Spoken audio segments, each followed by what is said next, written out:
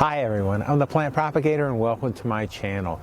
Today it is just a nice sunny day here in the Midwest US. And today I'm a little sad but also a little happy. The reason that I'm sad is because I'm going to miss a lot of the blooms of the plants that are behind me here and around my house. A lot of the spring blooms, I'm going to miss them because, yay, the happy part is I'm heading back to Southwest Florida tomorrow morning. So I'm just, I really love gardening wherever I am, and I had a great time here. But there just wasn't enough time to see things. I did a lot. I planted plants and seeds, did a lot of weeding and cleaning up, and my hands are just killing me because of the mulch that I spread that's in this area behind me. The yard looks great, and I hope the neighbors enjoy it because I won't be able to past today. So what I wanted to do was just show you a little bit of what's going on in my garden here. It is fun. I do have some unusual plantings here, but mostly what I have is just standard fare. And there's beautiful times of the year wherever you are. I really like spring here in the Midwest. The daffodils are about done in peak bloom. The tulips are just coming. The tulips are just starting to bloom. The hostas starting to come up, and I've got a lot of hosta. The daylilies are starting to come up too. Again, not much color from any of those. We might stop and take a look at my redbud that's just about ready to explode. I've got azaleas that I'm gonna miss, that'll probably be open tomorrow or the next day.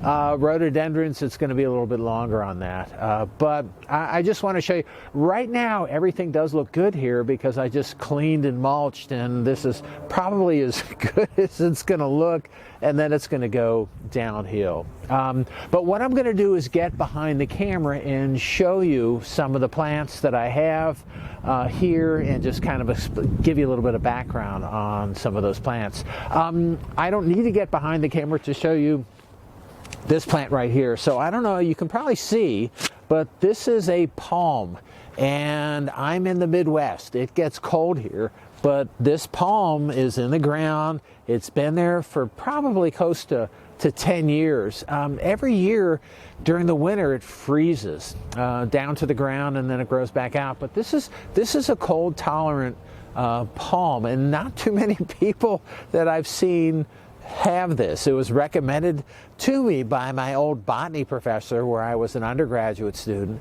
and I planted it, and it's been growing in the ground. Maybe it's 20 years old. I don't know. It's been in here for a while. It looks really good now because it was such a mild winter here. So I think actually this plant is going to get pretty big, and I'm going to be excited. I am going to come back and see what it looks like, and so I imagine this is going to get a little bigger. I don't think this is ever going to get tree-like in this region. By the time it gets a few years growth going on, it'll get frozen back down to the ground, and they'll send out some more plants. Some of the other things behind me that you may or may not be able to see behind me over there, those are daylilies.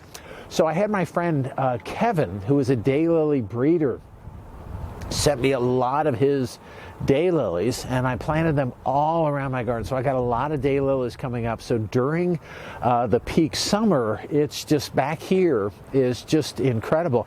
I should also say that I have, my house is here, and this is really a protected space.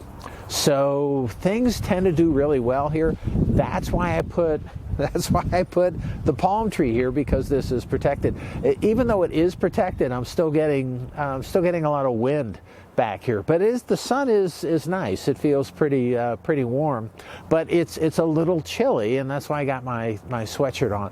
And I should mention, this is where I got my master's and PhD. So Texas A&M University. I am an Aggie. All right, so what I want to do though is get behind the camera and show you some of the other plantings that I have around my house and give you kind of a glimpse of very early spring here. All right, so let me get behind the camera and we'll take a look.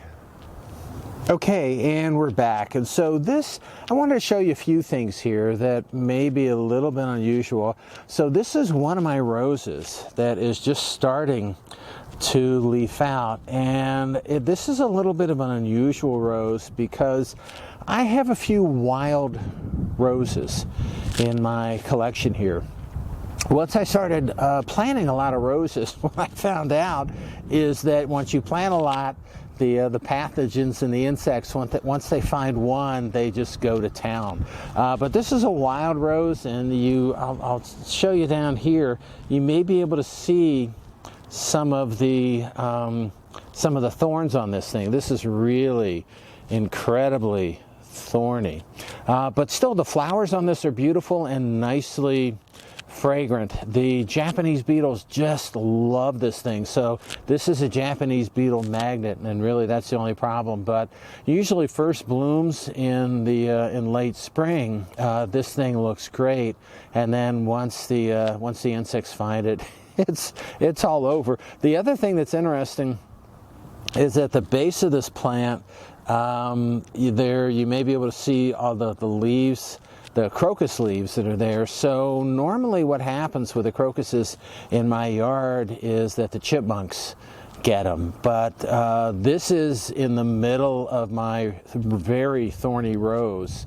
So the chipmunks haven't gotten to it yet.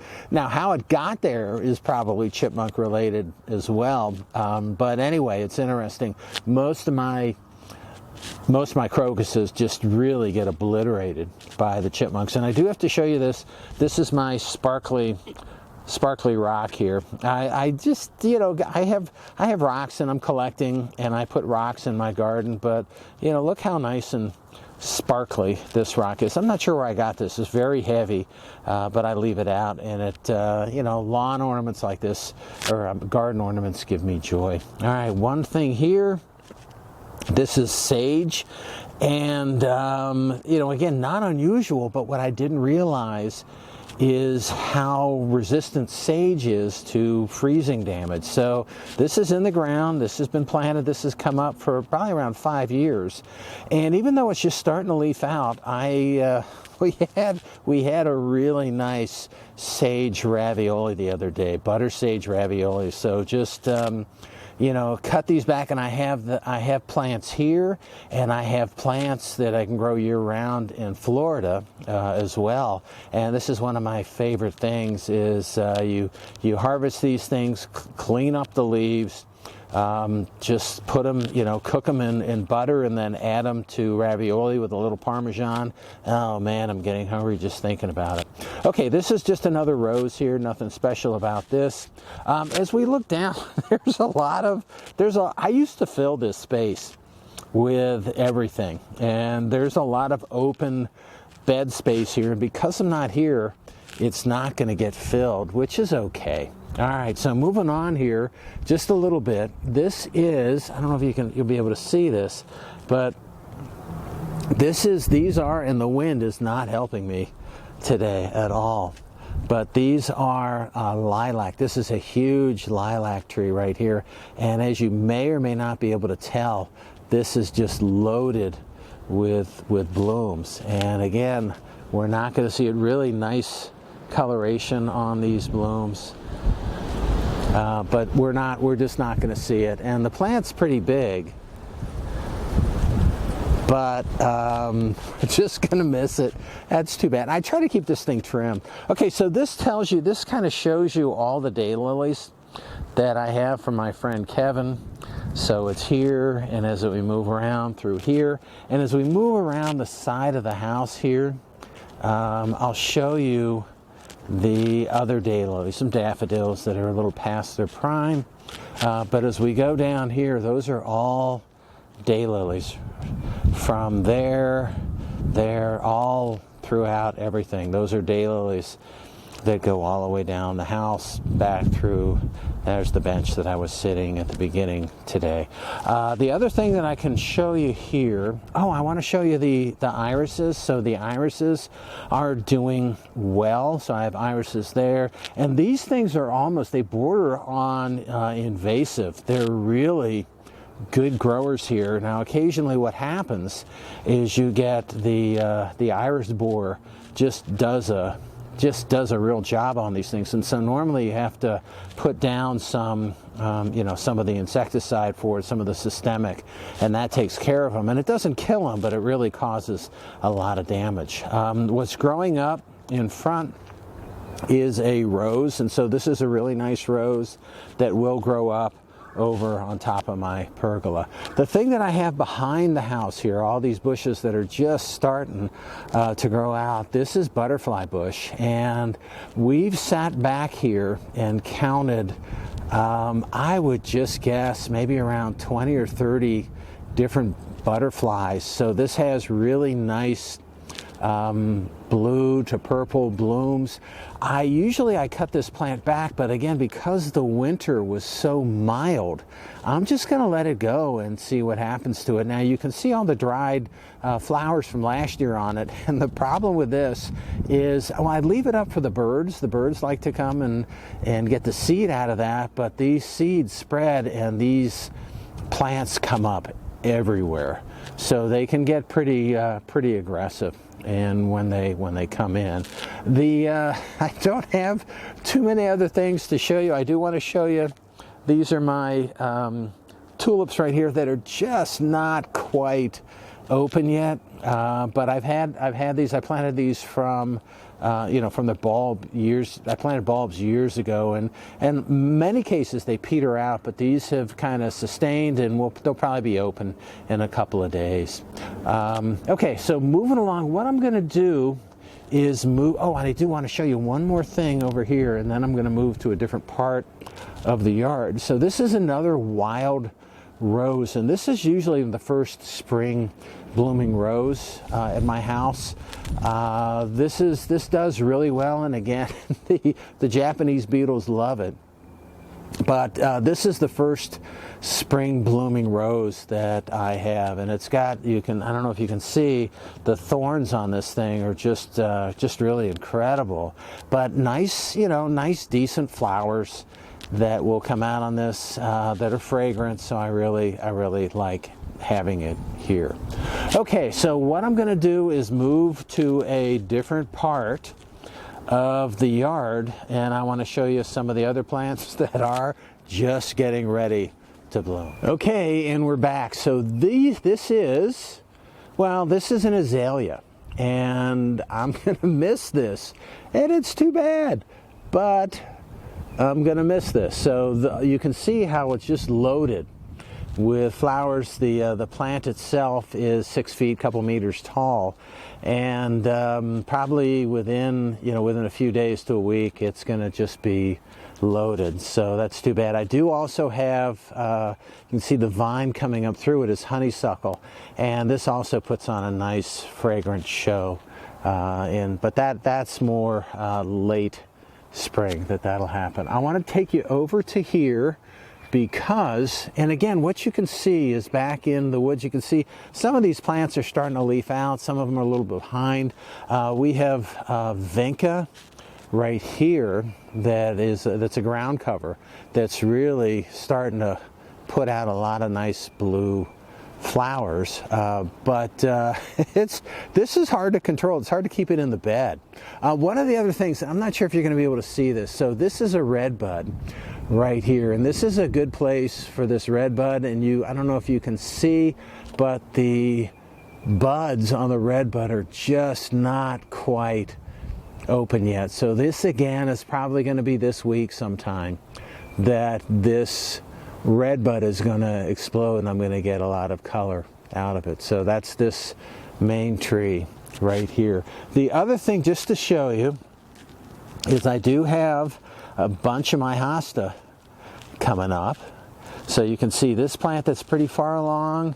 There's other plants underneath the new mulch that are coming along too, but all these rhododendrons right here on this one side of the house they got a lot of blooms on them, but they're going to be open soon, but not quite yet. And then again, you can see the hosta, and these are really nice big hosta. So these leaves, I've got some yellow ones in here.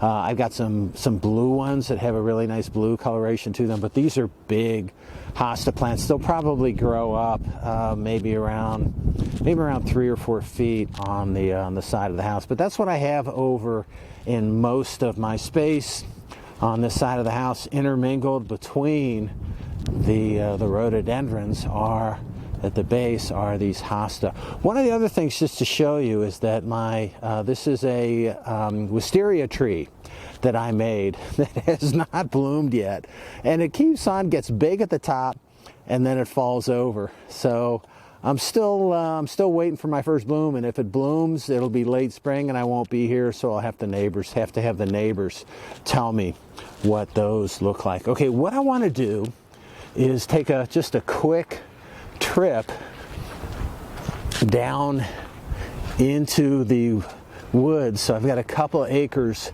behind the house, and I don't know, you probably can't hear this, but as I'm walking across my yard, it's getting kind of squishy because it's been raining the past 3 days. This is a really this is a really nice day today. It's a little chilly, but it is it's pretty nice. The sun is out, a little windy, but at least you oh my goodness,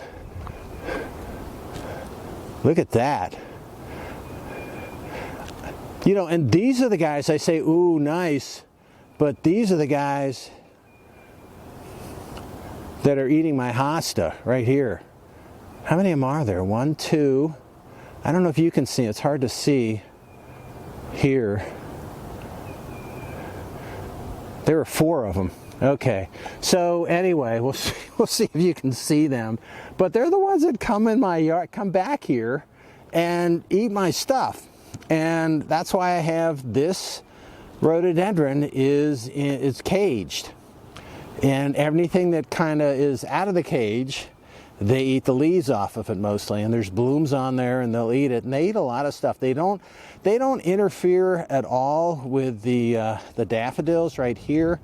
They don't like those, but the rhododendrons and azaleas, and they love the hosta. I have hosta all along the edge of the grass here, and they just come and graze that. And especially if there's no one here, they just go to town. I love it. Anyway, more daffodils right here. Kind of hard to see because of the brightness of the light.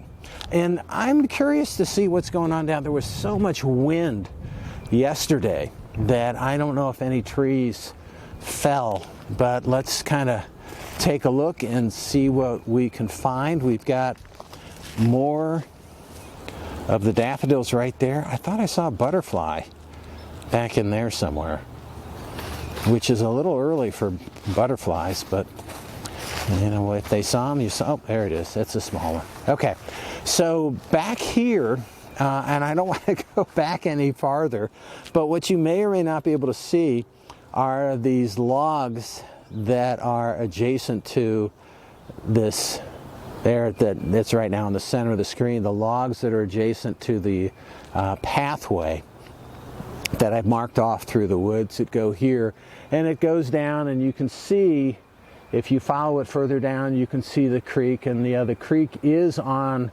my property, and occasionally the creek's back there. I'm not sure if that's on my property or not, but a lot of it is. So it's really nice to come back down here. It's quiet. You have the deer, which are not my favorite depending on what they're chewing on. You have other animals. There was a wild turkey that I saw back down here the other day, but it's a nice place to go to. It's a very pleasant place to stay. I used to have a bench down there, but I had some little vandals that would come and almost walked away with my bench. This is an area that it's behind my house. It's down in a ravine. It's hard to monitor. And there are some folks that come down here and they may not realize who the property belongs to. I've planted, there's some May apples that are coming up that I had that weren't here actually a week ago. A lot of May apples. That's what that main plant is right there. There is trout lily coming up that you may or may not be able to see right there. Oh, there's some trout lily blooming. Okay, looks like we got to see that. So I'm going to go down here a little bit. And you're not going to be able to see it really well. Oh, there it is right there. Okay, so that's a blooming trout lily. Really interesting leaves, nice yellow flower on it. So it's spring, and we're starting to see things down here, and it's really it's just really nice. I enjoy having this. But I'm heading back to Southwest Florida.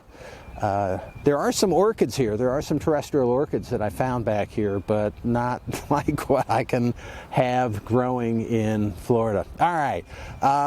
I could get carried away, but I'm going to stop here. That's all I have for today. I hope you enjoyed my video. If you did and you want to keep on seeing them, it would help me out if you can click on like, share, and subscribe to my channel if you're not already a subscriber. All right. That's all I have for you today. I hope you enjoyed it, and happy propagating.